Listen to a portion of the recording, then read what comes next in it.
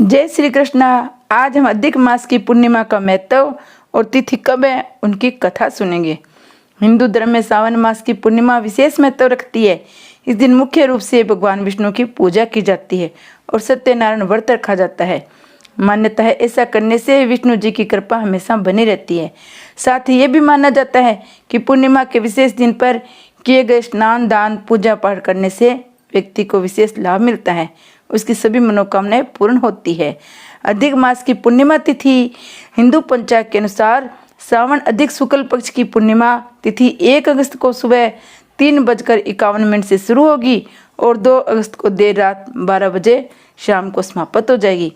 ऐसे में अधिक मास की पूर्णिमा का व्रत 1 अगस्त मंगलवार के दिन ही रखा जाएगा। पूर्णिमा की व्रत करना हो इस दिन सुबह सूर्योदय से पहले उठकर स्नान आदि कर ले। यदि संभव हो तो किसी पवित्र नदी में स्नान करें। इसके बाद सूर्य देव को जल अर्पित करें। इस दौरान सूर्य देव के बीज मंत्र का जाप करें। इसके बाद एक साफ चौकी पर लाल कपड़ा बिछाकर भगवान विष्णु की प्रतिमा स्थापित कर उन्हें धूप दीप नैवेद्य अर्पित करें। इसके साथ ही भगवान विष्णु की प्रार्थना करते हुए सत्यनारायण व्रत का संकल्प ले। शाम के समय पूजा करते समय अपने समक्ष पानी का कलश रखें।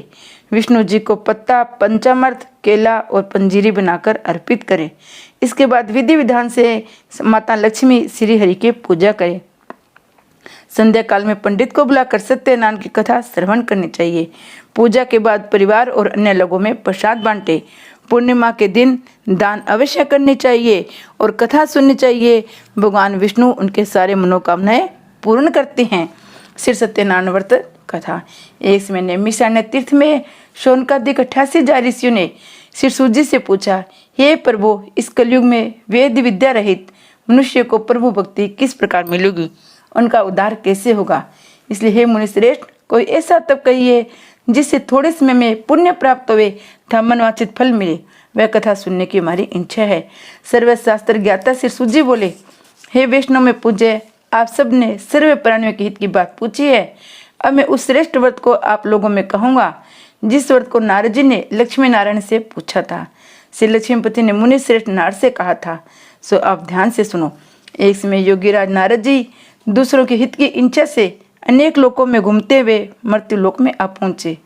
वहाँ भूत योनियों में जन्मे हुए प्राय सभी मनुष्यों को अपने कर्मों के द्वारा अनेक दुखों से पीड़ित देकर किस यत्न के करने से निश्चय इनके दुखों का नाश हो सकेगा, ऐसा मन में सोचकर विष्णु लोक हो गए।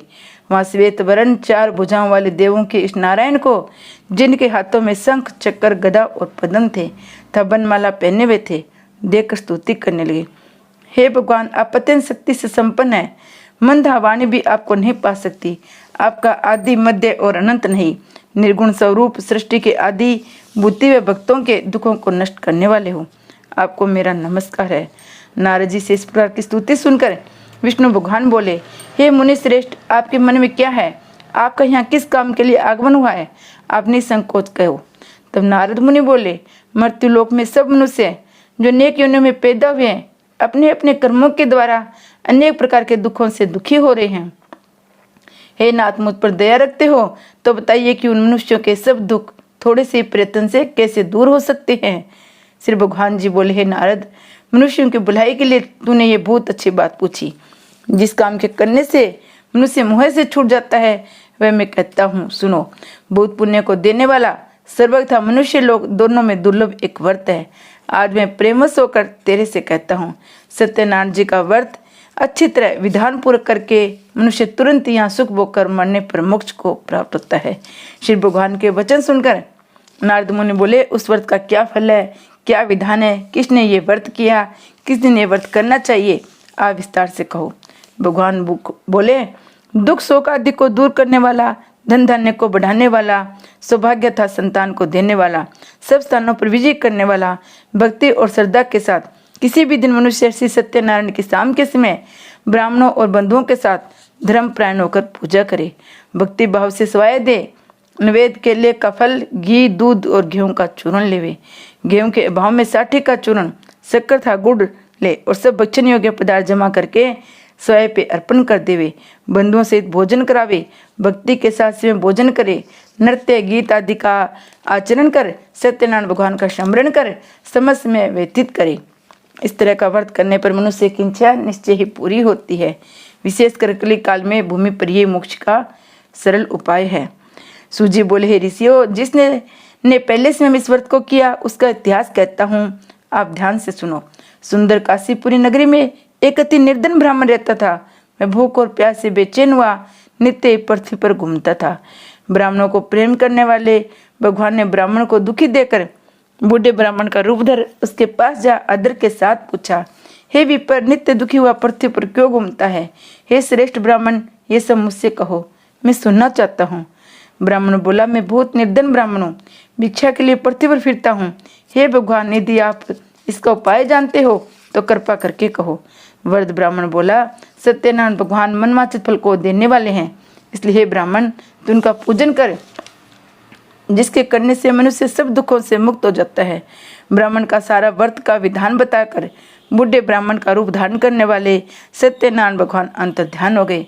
जिस व्रत को वृद्ध ब्राह्मण ने बताया मैं उसका करूँगा, ये निश्चय करने पर उसे रात में नींद भी नहीं आई। वह सवेरे उठा, सत्यनारायण के व्रत का निश्चय कर भिक्षा के लिए चला। उस दिन उनको भिक्षा में भोजन मिला, जिससे बंधु बांधवों के साथ उसने सत्यनारायण का व्रत किया। इसके करने से वह ब्राह्मण सब दुखों से छूटकर अनेक प्रकार की संपत्तियों से युक्त हुआ।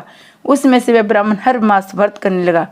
इस तरह सत्यनारायण भगवान के इस व्रत को जो करेगा वह सब पापों से छूटकर मोक्ष को प्राप्त होगा। आगे जो पृथ्वी पर सत्यनारायण का व्रत करेगा वह मनुष्य सब दुखों से छूट जाएगा। इस तरह नारद जी ने नारायण को कहा हुआ ये व्रत तुमसे कहा है। हे विप्रो, मैं अब और क्या कहूँ? ऋषि बोले, हे मुनीश्वरों, संसार में इस ब्राह्मण से सुनकर किस किसने इस व्रत को किया हम वह सब सुनना चाहते हैं। इसके लिए हमारे मन में श्रद्धा है। सूजी बोले, हे मुनियों, जिसने इस व्रत को किया वह सब सुनो। एक समय वह ब्राह्मण धन और ऐश्वर्य के अनुसार बंधु बांधवों के साथ व्रत करने को तैयार हुआ। उसी समय एक लकड़ी बेचने वाला बुढ़ा आया। बाहर लकड़ियों को रखकर ब्राह्मण के मकान में गया। ब्याह से दुखी लकड़हारे ने उसको व्रत करते देखकर लकड़हारा ब्राह्मण को नमस्कार कर कहने लगा, आप ये क्या कर रहे हैं? इसके करने से क्या फल मिलता है? कृपा करके आप मुझसे कहो। ब्राह्मण ने कहा, सब मनोकामनाओं को पूरा करने वाला ये सत्यनारायण भगवान का व्रत है। इसकी कृपा से मेरे यहाँ धन धान्य आदि की वृद्धि हुई है। ब्राह्मण से इस व्रत के बारे में जानकर लकड़हारा बहुत प्रसन्न हुआ। चन्ना मतले प्रसाद खाने के बाद अपने घर को गया। लकड़हारे ने मन में इस प्रकार का संकल्प किया कि आज ग्राम में लकड़ी बेचने से जो धन मुझे मिलेगा उसी से सत्यनारायण देव का उत्तम व्रत मैं करूँगा। ये मन में विचार कर वह बुढ़ा ब्राह्मण लकड़ी अपने सिर पर रखकर जिस नगर में धनवान लोग रहते थे ऐसे नगर में पहुंचा। वैसे सुंदर नगर में गया। उस रोज वहां पर उसे उन लकड़ियों का दाम पहले दिनों से चौगुना मिला। तब वह बुढ़ा लकड़हारा दाम ले अति प्रसन्न होकर पक्के केले की फली, शक्कर, घी, दूध और दही, गेहूं का आटा इत्यादि सत्यनारायण भगवान के व्रत की कुल सामग्रियों को लेकर अपने घर गया। फिर उसने सब अपने भाइयों को बुलाकर विधि के साथ भगवान जी का पूजन और व्रत किया। उस व्रत के प्रभाव से बुढ़ा लकड़हारा धन, पुत्र आदि से युक्त हुआ। संसार के समस्त सुख भोगकर बैकुंठ को चला गया। श्री विष्णु भगवान की जय। सूजी बोले, हे श्रेष्ठ मुनियों, अब आगे की कथा कहता हूँ, सुनो। पहले समय में उल्कामुख नाम का एक बुद्धिमान राजा था। वह सत्य वक्ता और जितेंद्रिय था। प्रतिदिन देवस्थानों को जाता था, गरीबों को धन देकर उनके कष्ट दूर करता था। उसकी पत्नी कमल के समान मुख वाली सती साध्वी थी। बद्रशिला नदी के तट पर उन दोनों ने सत्यनारायण देव का व्रत किया। उसमें वहां एक साधु वैश्य आया। उसके पास व्यापार के लिए बहुत सा धन था। नाव को किनारे पर ठहराकर राजा के पास गया। राजा को व्रत करते हुए देखकर विनय के साथ पूछने लगा, हे राजन, भक्ति उचित से ये आप क्या कर रहे हैं? मेरी सुनने की इच्छा है, यह आप मुझे बताइए।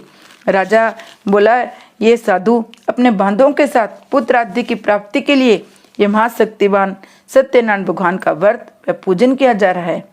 राजा का वचन सुनकर साधु आदर के साथ बोला, हे राजन, मुझसे इसका संविधान को, मैं भी आपके कथानुसार इस व्रत को करूँगा। मेरी भी कोई संतान नहीं है, इससे निश्चय ही होगी। राजा से संविधान सुनकर व्यापार से निवृत्त हो आनंद के साथ घर गया। साधु ने अपनी स्त्री संतान को संतान देने वाले उस व्रत का समाचार सुनाया। कहा, जब मेरे संतान होगी तब मैं इस व्रत को करूंगा। साधु ने ऐसे वचन अपनी स्त्री लावती को कहे।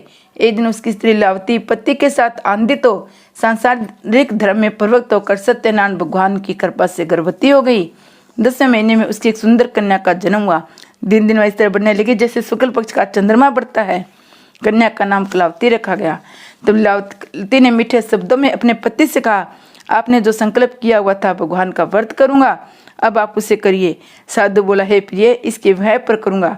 अपनी पत्नी को आश्वासन दे वह नगर को गया। कलावती पितृगृह में वृद्धि को प्राप्त हो गई। साधु ने जब नगर में सखियों के साथ अपनी पुत्री को देखा तो तुरंत ही दूत बुलाकर कहा, पुत्री के वास्ते कोई सुयोग्य वर देख कर लाओ। साधु की आज्ञा पाकर दूत कंचन नगर पहुंचा। वहां पर बड़ी खोज कर देखभाल कर लड़की के वास्ते सुयोग्य वणिक पुत्र को ले आया। उस सुयोग्य लड़के को देखकर साधु ने अपने भाई बंधुओं सहित प्रसन्नचित अपनी पुत्री को विवाह उसके साथ कर दिया, किंतु दुर्भाग्य से वह किसमें भी स्वर्ग को करना भूल गया। तब श्री भगवान क्रोधित हो गए और श्राप दिया कि तुम्हें दारुण दुख प्राप्त होगा। अपने काम में कुशल साधु बनिया अपने जमाता से समुद्र के समीप रत्नगर पहुंचा। वहां दोनों ससुर जवाई चंद्रकेतु राजा के नगर में पहुंचे और व्यापार करने लगे।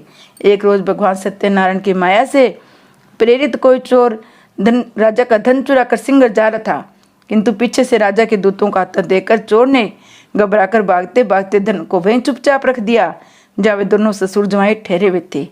तब दूतों ने उस साधु वैश्य के पास राजा के धन को रखा देकर दोनों को बांध कर ले गए और प्रसन्नता से दौड़ते हुए राजा के समीप जाकर बोले, ये दो चोर हम पकड़ कर लाए हैं, देखकर आज्ञा दे। राजा की आज्ञा से उनको कठिन कारावास में डाल दिया गया। उनका धन राजा ने छीन लिया। उसी श्राप द्वारा उनकी पत्नी भी घर पर बहुत दुखी हुई। घर पर जो धन रखा था चोर चुरा कर ले गए। शारीरिक व मानसिक पीड़ा से, भूख प्यास से अति दुखित हो अन्न की चिंता में कलावती एक ब्राह्मण के घर गई। वहां उसने सत्यनारायण का व्रत होते देखा। वहां उसने कथा सुनी, प्रसाद ग्रहण कर रात को घर आई तो माता ने कलावती से कहा, हे पुत्री, दिन में कहाँ रही और तेरे मन में क्या है? कलावती बोली, हे माता, मैंने एक ब्राह्मण के घर सत्यनारायण व्रत कथा देखी है। कन्या के वचन सुनकर लीलावती भगवान के पूजन की तैयारी करने लगी। लीलावती ने परिवार और बंधुओं सहित भगवान का पूजन किया और ये वर मांगा कि मेरे पति और दामाद सिंगरी घर आ जावे और प्रार्थना की कि हम सबका अपराध क्षमा करो। सत्यनारायण भगवान इस वर से संतुष्ट हो गए। राजा चंद्रकेतु को स्वप्न में दिखाई दिए।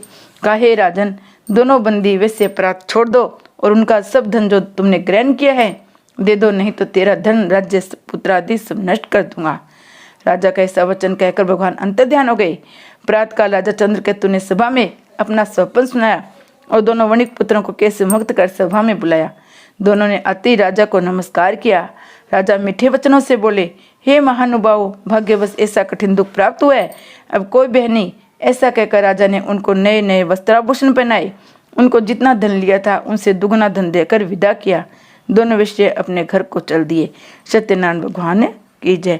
चौथा, सुजी बोले, वैश्य ने मंगलाचार करके यात्रा आरंभ की, अपने नगर को चला। उनकी थोड़ी दूर पहुंचने पर दंडी वेशधारी सत्यनारायण ने उनसे साधु से पूछा, हे साधु, तेरे नाम में क्या है? अभिमानी वणिक हंसता हुआ बोला, हे दंडी, आप क्यों पूछते हैं? क्या धन लेने की इच्छा है? मेरे नाम में तो बेल था पत्ते भरे हैं। वैश्य का कठोर वचन सुनकर भगवान ने कहा, तुम्हारा वचन सत्य हो। ऐसा कहकर दंडी वहां से चले गए और कुछ दूर जाकर समुद्र के किनारे बैठ गए। दंडी के जाने पर वैश्य ने नित्य क्रिया करने के बाद नाव को ऊंची उठी देकर अचंबा किया। नाव में बेल आदि देखकर मूर्छित होकर जमीन पर गिर पड़ा। फिर मूर्छा खुलने पर बहुत शोक करने लगा।